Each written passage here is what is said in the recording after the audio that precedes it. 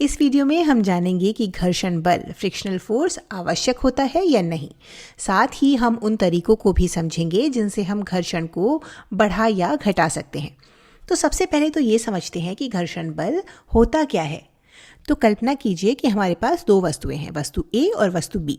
अब जैसे ही वस्तु ए वस्तु बी के ऊपर फिसलती है, स्लाइड करती है, यहाँ एक सापेक्ष गति होती है, एक रिलेटिव मोशन होता है। और भले ही ये वस्तुएं देखने में चिकनी लग रही हैं, लेकिन अगर आप सूक्ष्म स्तर पर यानी माइक्रोस्कोपिक लेवल पर देखें तो ये दोनों सतहें अनियमित और उबड़ खाबड़ हैं, रफ हैं। और इस खुरदरेपन की वजह से क्या होता है कि ये सतहें एक दूसरे में फंसने लगती हैं और इसी की वजह से घर्षण बल उत्पन्न होता है।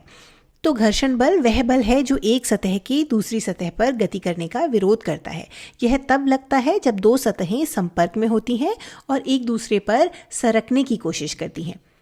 अब चूंकि घर्षण बल गति का विरोध करता है तो ये तो काम की चीज़ नहीं हुई, यानी हमें घर्षण बल की कोई आवश्यकता नहीं होनी चाहिए, है ना। लेकिन चलिए इसे एक उदाहरण की मदद से समझते हैं। ये पिक्चर देखिए। आपको क्या लगता है, बर्फ़ पर चलना आसान है या मुश्किल?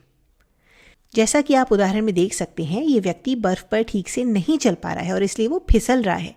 तो व्यक्ति क्यों फिसल रहा है? क्या इसका लेना देना घर्षण से है? चलिए पता लगाते हैं। तो बर्फ पर फिसलने का कारण ये है कि यह एक चिकनी सतह है, स्मूथ सरफेस है। पानी की एक पतली बर्फीली परत घर्षण को कम कर देती है। अब घर्षण में इस कमी के कारण यह व्यक्ति जमीन पर ठीक से पकड़ नहीं बना पा रहा है और इसलिए वो गिर जाता है।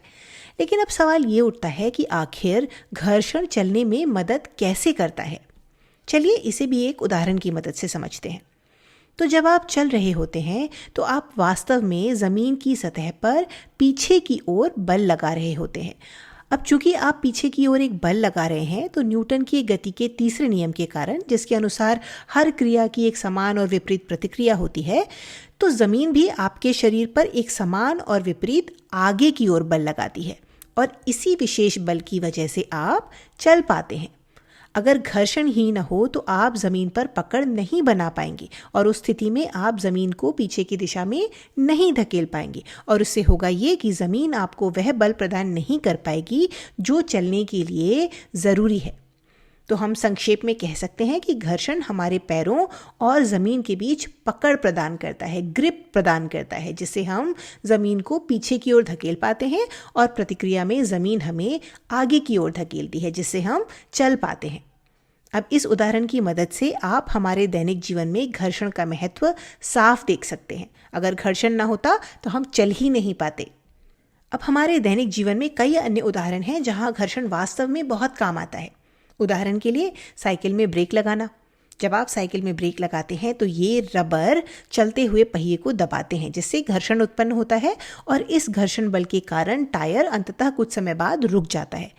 इसी तरह घर बनाने के लिए भी हमें घर्षण की आवश्यकता होती है, क्योंकि अगर घर्षण न होता तो ये ईंटें कभी भी एक दूसरे में फंसती नहीं, वे फिसलती रहती और इस तरह से हम कभी कोई इमारत बना ही नहीं पाते। इसके अलावा हमारे दैनिक जीवन में घर्षण का एक और बहुत उपयोगी उदाहरण है कागज़ पर लिखना। हम कागज़ के टुकड़े पर कैसे लिख पाते हैं? तो ये केवल कागज़ और इस पेन की नोक के बीच घर्षण बल के कारण संभव है कि पेन कागज़ पर लिख पाता है।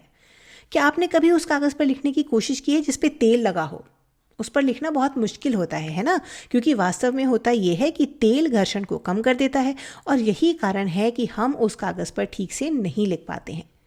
तो हम कह सकते हैं कि घर्षण साइकिल के ब्रेक को पहियों को रोकने में मदद करता है, मजबूत घरों के लिए ईंटों को अपनी जगह पर जमाए रखता है और बेहतर लेखन के लिए पेन की नोक को कागज़ पर पकड़ बनाने देता है। तो इन सभी उदाहरणों को देखने के बाद अब आप सोच रहे होंगे कि घर्षण का होना तो बहुत अच्छी चीज़ है ना, लेकिन हमेशा नहीं। चलिए एक और उदाहरण देखते हैं। तो ये एक बिल्कुल नया टायर है और ये एक पुराना टायर है।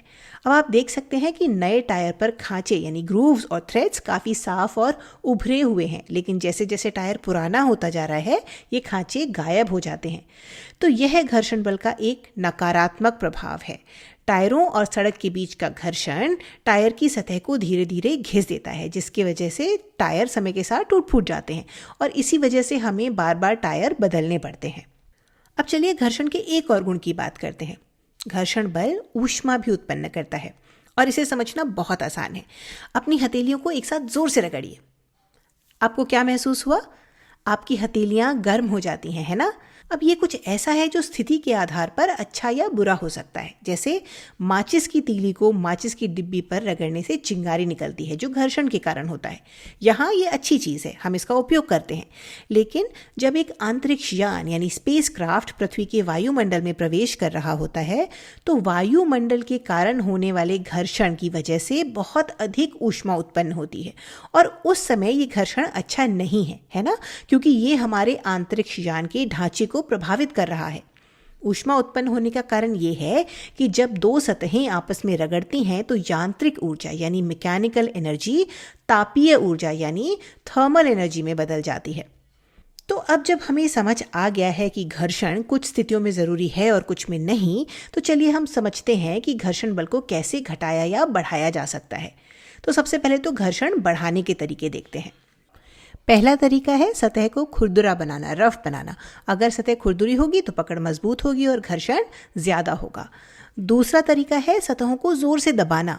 उदाहरण के लिए अगर आप इस किताब को मेज़ पर ज़ोर से दबाएं तो इसे मेज़ और किताब के अणुओं के बीच आपसी संपर्क बढ़ेगा और इससे घर्षण बल बढ़ जाएगा।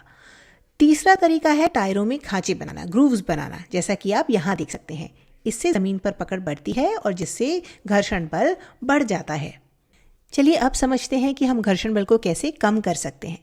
तो पहला तरीका है सतहों को चिकना बनाना, स्मूथ बनाना। सतह जितनी चिकनी होगी चीज़ें उतना ही कम आपस में फंसेंगी और घर्षण कम हो जाएगा। दूसरा तरीका है सतहों के बीच तेल या ग्रीस यानी एक स्नेहक का, एक ल्यूब्रिकेंट का उपयोग करना।